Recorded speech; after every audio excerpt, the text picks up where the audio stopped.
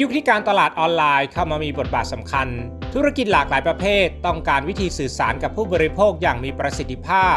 ทำให้อาชีพนักโปรโมทสินค้าหรือนักรีวิวสินค้า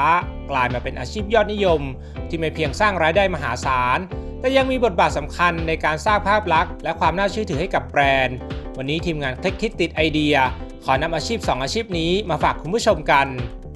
นักโปรโมทสินค้าและนักรีวิวสินค้าคือใครนักโปรโมทสินค้าและนักรีวิวสินค้าคือผู้ที่ช่วยนำเสนอสินค้าและบริการผ่านช่องทางออนไลน์เช่นโซเชียลมีเดียบล็อกหรือวิดีโอโดยมีเป้าหมายเพื่อดึงดูดความสนใจของผู้บริโภคสร้างการรับรู้และกระตุ้นยอดขายความแตกต่างระหว่าง2บทบาทนี้นักโปรโมทสินค้า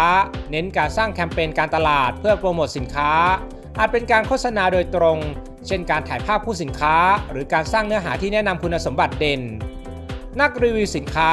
เน้นการเล่าประสบการณ์ใช้งานจริงพูดถึงจุดเด่นและจุดด้อยของสินค้าอย่างตรงไปตรงมาเพื่อให้ผู้บริโภคมีข้อมูลประกอบการตัดสินใจคุณสมบัติของนักโปรโมทและนักรีวิวสินค้าความน่าเชื่อถือต้องมีความซื่อสัตย์ในการนำเสนอข้อมูลเพื่อสร้างความไว้วางใจจากผู้ติดตามความคิดสร้างสรรค์การสร้างคอนเทนต์ที่น่าสนใจและแตกต่างคือหัวใจสำคัญทักษะการสื่อสารการเล่าเรื่องให้น่าสนใจและเข้าใจง่ายเป็นสิ่งจำเป็นความเชี่ยวชาญในแพลตฟอร์มต้องเข้าใจในการทำงานของโซเชียลมีเดียเช่น Facebook Instagram TikTok หรือ YouTube ความสามารถในการถ่ายภาพและวิดีโอ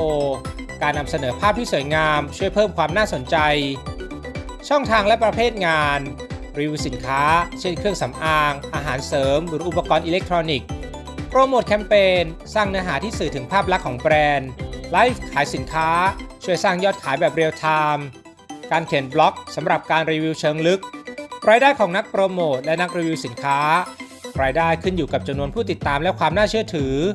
ผู้ติดตาม 1,000 ถึง 10,000 คนรายได้เฉลี่ย 2,000 ถึง 5,000 บาทต่อโพสต์ผู้ติดตาม 10,000 ถึง 100,000 คนรายได้เฉลี่ย 10,000 ถึง 30,000 บาทต่อโพสต์ผู้ติดตามเกิน 100,000 คนรายได้อาจสูงถึง 50,000 บาทหรือมากกว่านั้นนอกจากนี้ยังมีรายได้จากการรับสินค้าเพื่อรีวิวฟรีหรือส่วนแบ่งยอดขายข้อดีของอาชีพนี้อิสระในการทำงานสามารถทำงานจากที่ไหนก็ได้สร้างรายได้หลายทางทั้งจากการรีวิวและโปรโมทสินค้าโอกาสเติบโตหากมีผู้ติดตามเพิ่มขึ้นรายได้ก็จะเพิ่มตามไปด้วยข้อควรระวังความน่าเชื่อถือหากโปรโมทหรือรีวิวสินค้าโดยไม่มีความจริงใจอาจสูญเสียความไว้วางใจจากผู้ติดตามการจัดการเวลาการสร้างเนื้อหาคุณภาพต้องใช้เวลาและความทุ่มเทปัญหาด้านกฎหมายต้องระวังเรื่องลิขสิทธิ์และการโฆษณาเกินจริง